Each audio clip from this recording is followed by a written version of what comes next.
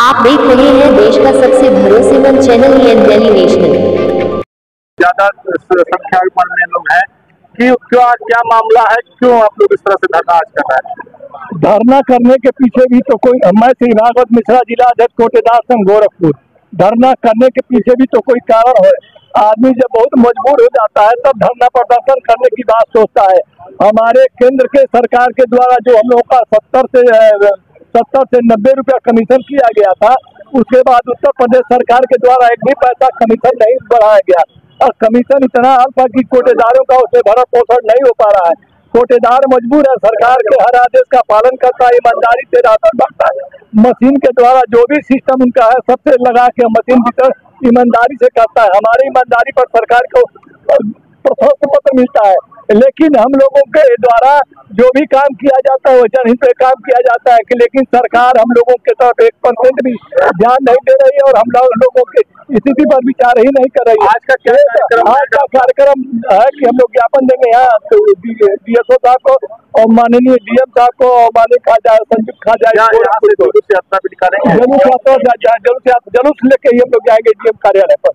लेकिन केंद्र सरकार के द्वारा जो आदेश लागू किया गया है कि कोई रजिस्टर का उपयोग नहीं होगा, कोई सारी व्यवस्था है और वेरीफाई करने की कोई जरूरत नहीं है। जब ऑलरेडी वितरण मशीन जो हो रहा है तो यहाँ से वहाँ तक सारी मॉनिटरिंग हो रही है, तो उसके बाद फिर जांच करने की क्या प्रक्रिया है? कहाँ ले आइए प्रमाण पत्र बना के ले आइए, डीजे वितरण वगैरह। भाई वितरण ऑलरेडी मशीन से हो रहा है तो प्रमाण पत्र की क्या आवश्यकता है? प्रमाण पत्र की कोई आवश्यकता नहीं। जवाब दे दिया, आप जानते हैं कि आपका 90% बताया, आपका 70% बताया, आप फोन करके कहते तो प्रमाण पत्र क्या मांगते हैं? जब मैं नहीं बढ़ता तो दिक्कत होती ना। प्रमाण पत्र लगाने की क्या जरूरत थी? हाँ, उसमें प्रमाण पत्र एक तरह से शोषण का काम होता है, इसलिए उस प्रमाण पत्र को बंद करने की जरूरत, प्रमाण पत्र की कोई आवश्यकता नहीं। जब सरकारी अधिकारी है जानते हैं कि कोटेदार ईमानदारी से राशन पा जाता है और ईमानदारी से राशन बांटता है, अगर एक अंगूठा नहीं लगेगा तो राशन नहीं बटेगा, बैलेंस कर जाएगा तो कोटेदार चुराता भी नहीं है।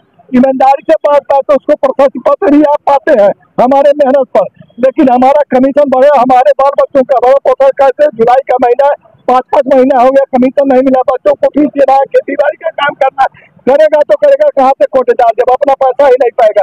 अरे विभूत के तन किन जिस हाथ और विश्वास के साथ हम लोग इनकी सरकार को बनवाया था, उन्होंने स्वयं आश्वासन दिया था कि हम आप लोगों का कमीशन बढ़ाएंगे, लेकिन कौन सी ऐसी स्थिति सामने आ गई? सारे विभागों का कमीशन बढ़ा, लेकिन सरकारी सस्ते गले के दुकानदारों का सिर्फ कमीशन नहीं बढ़ा गया।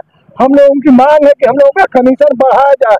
अगर किसी परिस्थिति में नहीं बढ़ाते हैं तो हम लोगों के सामने स्पष्ट किया जाए कि कौन सी ऐसी कमी है, कौन सी ऐसी परिस्थिति है। जबकि हिंदुस्तान कहाँ से कहाँ जा रहा है लोगों के राज्य में, तो सिर्फ कोटेदार ही पिछड़े रहेंगे और कोटेदारों को पिछड़े करने का काम सरकार का ही है। इसलिए हम लोगों का मांग मानी जाए, हम लोगों का कमीशन बढ़ाया जाए और हम लोगों के ऊपर जो भी अनावश्यक रूप से पेपर की व्यवस्था कराई गई उसको बंद किया जाए। सर